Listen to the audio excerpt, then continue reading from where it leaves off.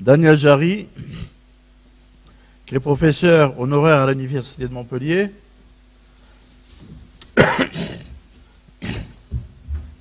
ancien directeur du Jardin des Plantes, auteur de plusieurs ouvrages, notamment Guide du naturaliste dans le Midi de la France, Les plantes médicinales au Jardin botanique, Vadémécum du Jardin des Plantes de Montpellier, le Jardin des Plantes de Montpellier à découvrir ou à redécouvrir. Il est membre de l'Académie des sciences et lettres de Montpellier. Il va nous parler de Guillaume Rondelet. Monsieur Jarry, vous avez la parole.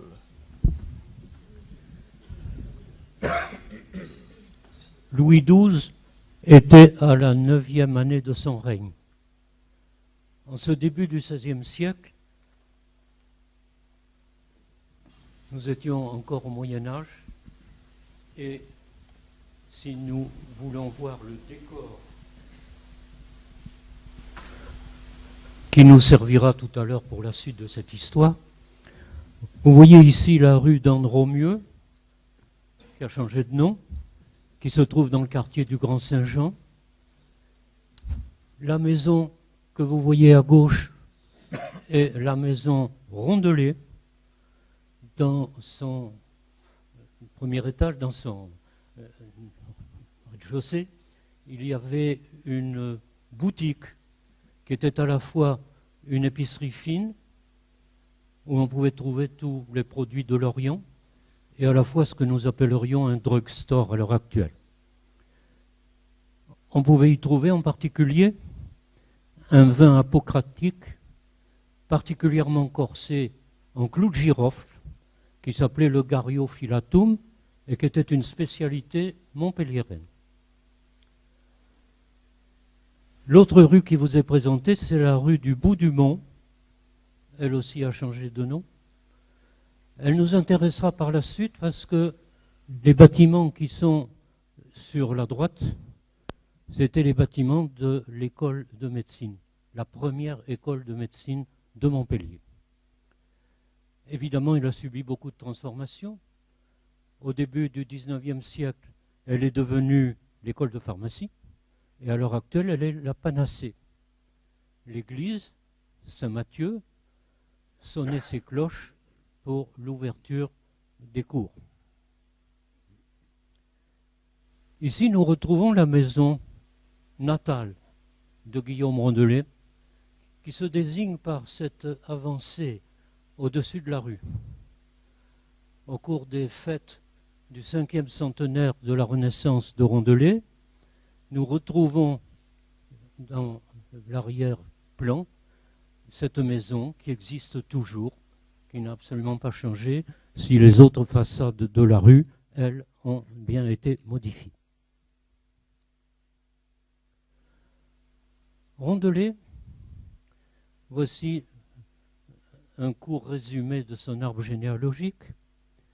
Vous voyez qu'il était le 8e enfant de Jean Rondelet, Aromatorius, celui qui dirigeait la boutique que j'ai montrée tout à l'heure.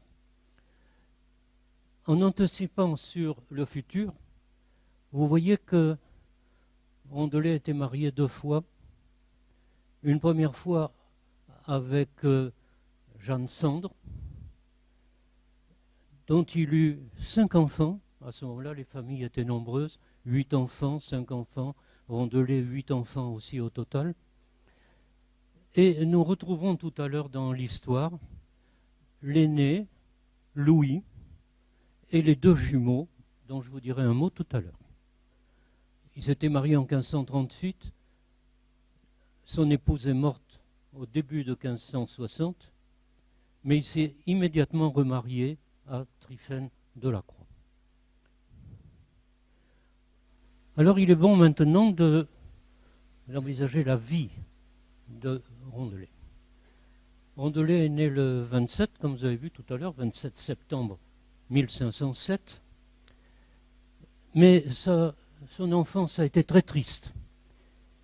Son père est mort précocement, il avait 3 ans. Il a été dirigé par son frère aîné, Arthur. Il était un enfant chétif, malingre, toujours malade. Il a eu des maîtres médiocres. Il n'a rien appris à l'école. Je ne sais pas quel était l'enseignement scolaire à ce moment-là. Mais à 6 ans, il commençait à peine à lire. Il était pourtant intelligent, certainement très intelligent. Et on peut penser que les méthodes de l'époque ne convenaient pas du tout à un surdoué. Effectivement, il a subi une résilience remarquable. Ce matin, nous en avons entendu une. Résilire, en latin, c'est rebondir. Et quand il a eu 18 ans, nous le voyons entrer dans une période de 15 ans d'extrême mobilité. Finalement, il a été peu d'années à Montpellier, il était toujours au dehors de Montpellier. Et d'autre part, il avait une soif inextinguible de connaissances. Il a cherché en France, il a cherché en Italie, il a cherché à apprendre le plus possible. Il a commencé par partir à Paris. Il a subi un enseignement pendant 3 ou 4 ans et il est revenu à Montpellier avec le titre de bachelier S.A. qui était l'étape nécessaire pour entreprendre ensuite des études supérieures. Effectivement, il rentre à Montpellier, il s'inscrit à la faculté de médecine et à ce moment-là, il est bien reconnu par ses maîtres et même par ses collègues, les étudiants, qui l'ont promu presque immédiatement procureur de l'école. Procureur de l'école, c'était un rôle très important puisque il dirigeait l'école. L'université, à cette époque-là, avait plusieurs systèmes et Montpellier était sous le régime de l'Universitas Studiorum. C'étaient les étudiants qui assuraient le cursus des études, qui inscrivaient les nouveaux venus, qui dirigeaient tout jusqu'aux réjouissances et qui assuraient le budget. C'était eux qui payaient les frais pour les dissections et jusqu'au salaire des professeurs. Quand un professeur ne convenait pas, eh bien on réduisait son salaire. À l'heure actuelle, dans nos réformes, on n'est pas arrivé encore jusque-là. Finalement, au bout de 2 ans, Rondelet quitte la ville. Il quitte la ville, retourne à Paris. Il fallait vivre.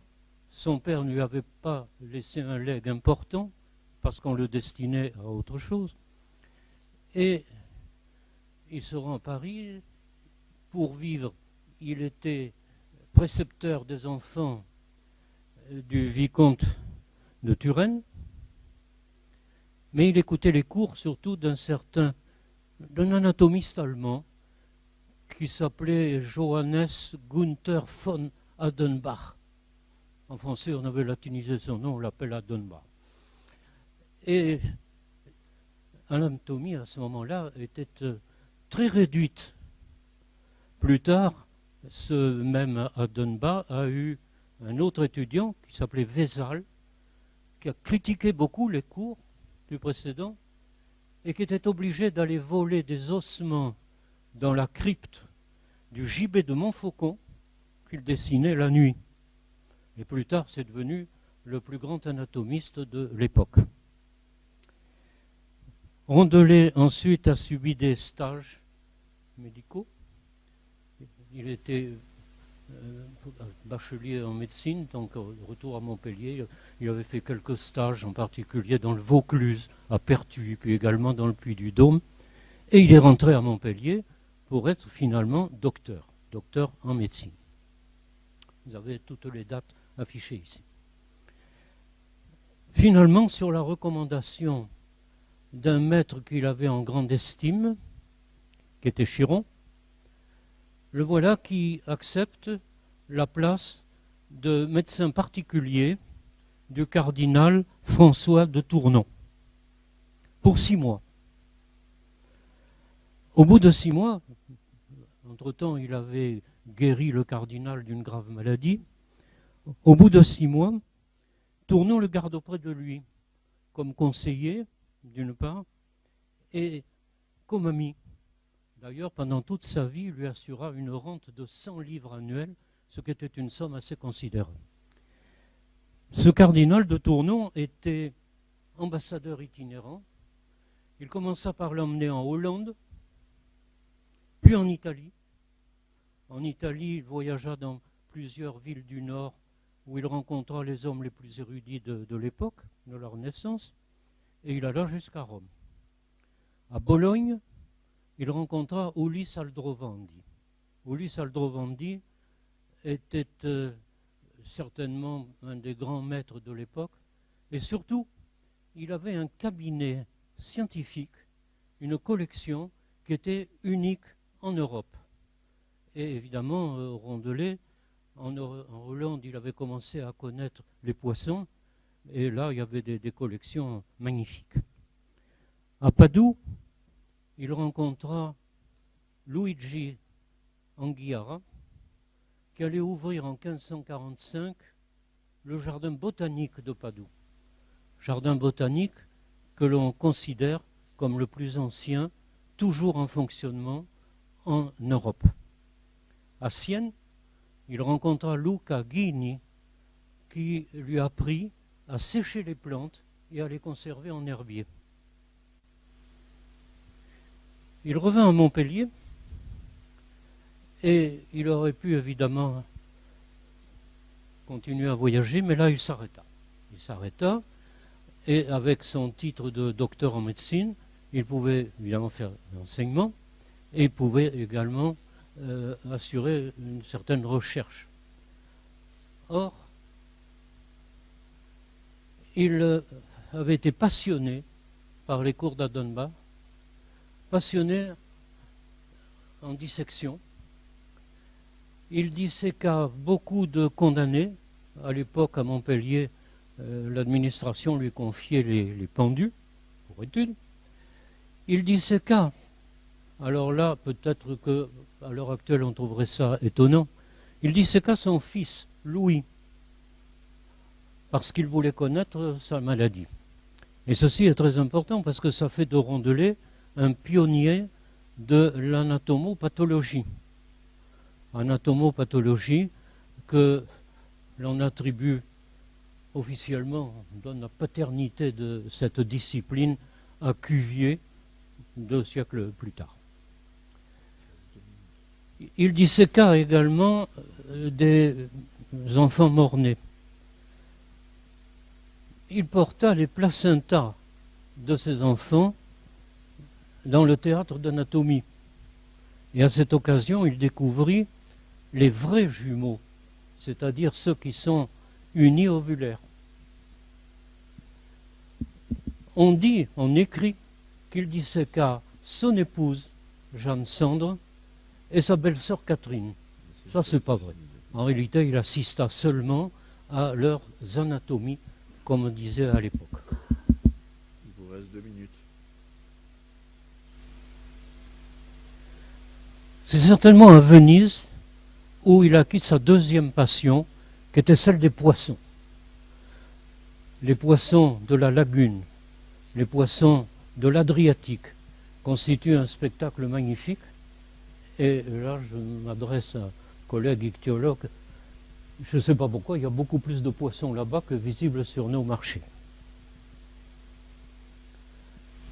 Viennent ensuite les années donc, où il a enseigné. Et là, j'irai quand même un petit peu plus vite. Oui, parce qu'il reste 8 minutes. J'arrive à son domicile, celui où il recevait des étudiants, parce qu'il était de coutume à l'époque que les maîtres logent un certain nombre d'étudiants chez eux. Je crois qu'on ne sait pas très exactement quelle était la maison. La plaque est au début de la rue. Généralement, on considère que c'est la maison avec des restes gothiques et la tourelle que l'on voit dans le fond, avec de curieuses sculptures à la base, mais cela, on n'en est pas très sûr. Rondelet, à la fin de sa vie, était malade. Il avait une colite chronique, il avait des hémorroïdes. Son caractère jovial avait complètement changé. Un jour, il se rendit à Toulouse, malgré la fatigue, pour consulter un ami qui était là-bas, qui était malade. À Toulouse, à cette époque-là, sévissait une épidémie de dysenterie bacillaire. Rondelet, déjà fatigué, rentre sur Montpellier et il meurt en cours de chemin à Réalmont dans le Tarn. Ici, vous avez la plaque, le cénotaphe, parmi une vingtaine d'autres qui étaient enchâssés dans l'antique école de médecine rue du Mont. De ces plaques, on en a récupéré 7. Je ne sais pas où sont passés les autres, y compris celle de Rondelet, qui est très effacée. Maintenant, elle est pratiquement illisible. D'abord, elle avait été livrée aux intempéries. Ensuite, les armoiries qui figuraient au sommet ont été martelées par les révolutionnaires. À l'heure actuelle, très, très peu d'intérêt. La dédicace a été faite par son élève, Laurent Joubert. Elle est très dithyrambique, évidemment. Nous apprenons la date de sa mort, et ceci c'est assez curieux, et surtout avec cette précision extraordinaire des années, des jours, des mois et des jours. 58 ans, 10 mois, 14 jours. Je défie chacun d'entre vous d'essayer de compter depuis combien de temps se sont écoulés de jours depuis sa naissance. Certainement des calculs bien compliqués avec les années bissextiles et autres. Rondelet est un précurseur de l'anatomie comparée. Deux hommes à citer, Pierre Belon, qui était un petit peu plus jeune, et Rondelet. Curieusement, c'est Pierre Belon, d'ailleurs, qui a commencé à parler des poissons, mais à une faible échelle, ça a été repris beaucoup plus par Rondelet. Alors, ces hommes ont découvert les analogies anatomiques. Dans cette gravure de Belon, vous avez le squelette d'un homme et le squelette d'un aigle, et vous voyez que les pièces squelettiques sont absolument, qu'elles coïncident absolument. C'était une découverte extraordinaire pour les gens de l'époque. Ceci ouvrait la voie à l'épigénèse, c'est-à-dire à la formation, quand on considère les vertébrés, de l'embryon jusqu'à son état adulte. Tout est prédestiné au départ, et même à l'évolution. L'évolution avait été déjà annoncée par les anciens Grecs, ils avaient supposé l'évolution, et à ce moment-là, déjà, on commençait beaucoup à savoir que tout dérive d'ancêtres primitifs qui sont toujours plus éloignés dans le temps. Oui, je voudrais terminer rapidement parce que le temps a largement coulé. L'œuvre zoologique de Rondelet, il faut en parler avant son œuvre médicale. Il a bien écrit quelques traités sur la pathologie, sur la variole, sur la syphilis, sur les hémorroïdes. Il a fait quelques notes également sur la matière médicale. Il était chargé d'enseigner les plantes par l'arrêt des grands jours de Béziers de 1550. Il a également traité la cosmétique. Souvent, ses publications ont été faites après sa mort. Et finalement, son grand œuvre, eh bien, ce sont les 3 livres sur les poissons. Le premier, il l'avait écrit en français et il a été traduit ensuite en latin, parce que le latin était la langue utilisée à cette époque-là dans tout le monde occidental. Et ça a été traduit en latin par son élève, un élève qui est devenu très célèbre, qui était Charles de l'Écluse, qui plus tard a été préfet du jardin botanique de Leyde. 1554. Les titres sont très longs, ce n'est pas la peine de les lire. À l'époque, les titres avaient 2 ou 3 lignes, et généralement on les réduit aux 3 premiers termes, c'est-à-dire d'Epicibus marinis, traité sur les poissons de la mer. Un an plus tard, un autre traité qui s'appelle Universae Naturalium Historiae, c'est-à-dire traité sur le monde des eaux. Ce traité est d'ailleurs très intéressant parce que, contrairement au premier, il s'attaque aux organismes qu'on trouve dans les eaux douces. Il décrit de nombreux insectes et leurs larves en particulier. insectes. Ils étaient complètement méconnus jusqu'à cette époque. Le Moyen-Âge, dans les livres d'heures, représentait des coccinelles. Il y a des représentations magnifiques de coccinelles ou de papillons. Mais réellement, les insectes, personne ne s'en occupait trop. Monsieur Jarry, je suis désolé, mais il faudrait terminer parce que vous avez dépassé votre temps déjà de 5 minutes sur 15 minutes. Alors si chacun dépasse de 25% le temps qui lui est alloué, on n'en finit plus. Alors j'irai beaucoup plus vite. En 1558, les 2 livres ont été traduits en français, donc Histoire entière des poissons. Voici les 3 couvertures des livres, l'édition de 1554, l'édition de 1558 et la réédition de 2002. Comme quoi, Rondelet est toujours d'actualité. Les gravures sont magnifiques. Ici, une dorade royale, parfaitement reconnaissable, peut très bien figurer dans un livre actuel. Et un dauphin. Rondelet savait très bien caractériser les mammifères. On lui a reproché de parler des sirènes et de parler des évêques de mer et des moines de mer. En fait, les sirènes existent réellement. Les siréniens sont des mammifères qui vivent dans les mers tropicales. Les moines de mer et les évêques de mer étaient des animaux échoués sur le rivage. Steenstrup a montré que le moine de mer était un encorné retourné avec la tête en bas, mais il a triché en mettant les extrémités des bras des céphalopodes pour constituer les bras de son moine. Rondelet était un précurseur en entomologie, en particulier en matière de libellules. C'est lui qui a inventé le mot libellule, libella en latin étant un niveau d'eau employé par les arpenteurs, et il a distingué les 2 grands groupes de libellules, les demoiselles d'une part et les libellules vraies d'autre part. Il y aurait beaucoup de choses à dire justement sur ces remarques qu'il a été premier à formuler en matière d'entomologie. Rondelet a été un précurseur dans la biodiversité. Il termine d'ailleurs ses descriptions en disant « Je constate qu'il y a tellement d'animaux que jamais aucun naturaliste n'arrivera à connaître leur nombre. » Ceci est très remarquable parce que à l'heure actuelle, nous ne savons pas combien il y a d'animaux vivants. Au moins 3,5 millions, certains disent 6 millions, 10 millions, c'est l'impossible inventaire de Rondelet. Rondelet a créé des théâtres d'anatomie. Un premier théâtre d'anatomie en bois, un deuxième théâtre d'anatomie en pierre, ce furent les premiers en France. Il a créé un centre d'expérimentation, dans un mas qu'il possédait dans le sud de Montpellier, actuellement qui côtoie l'autoroute qui passe derrière, où il a creusé des citernes, des viviers pour observer les poissons.